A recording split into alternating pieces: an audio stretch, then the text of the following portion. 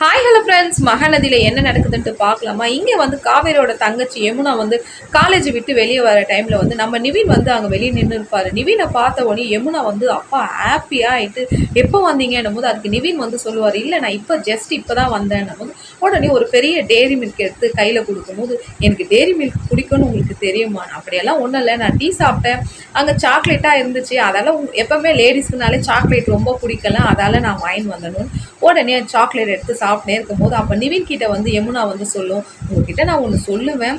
எப்படியோ நீங்கள் வேறு ஸ்வீட் வேறு வாங்கிட்டு கொடுத்துருக்குறீங்க, நான் சொல்கிற விஷயத்த கேட்டால் நீங்கள் ரொம்ப சந்தோஷப்படுவீங்கன்னும் போது என்ன விஷயம் சொல்லுன்னும் போது, உங்களுக்கு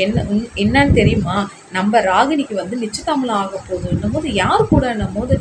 எங்களோட விஜய் மாமா இருக்கிறால அவரோட தம்பிக்கு வந்து ராகினியை வந்து நிச்சயம் பண்ண போகிறாங்கன்னும் போது நிவின்க்கு வந்து அப்படியே ஒரு நிமிஷம் ஷாக் ஆகிறார். என்ன சொல்கிற யமுனான்னும் போது, ஆமாம் அவங்க 2 பேருக்கும் வந்து என்கேஜ்மெண்ட் ஆக போகுதுன்னு காவேரிக்கா வந்து வீட்டில் வந்து சொல்லிட்டு போனாங்கன்னு நிவின் வந்து ரொம்ப மூட் அவுட் ஆகிட்டு நிற்கிறாருங்க.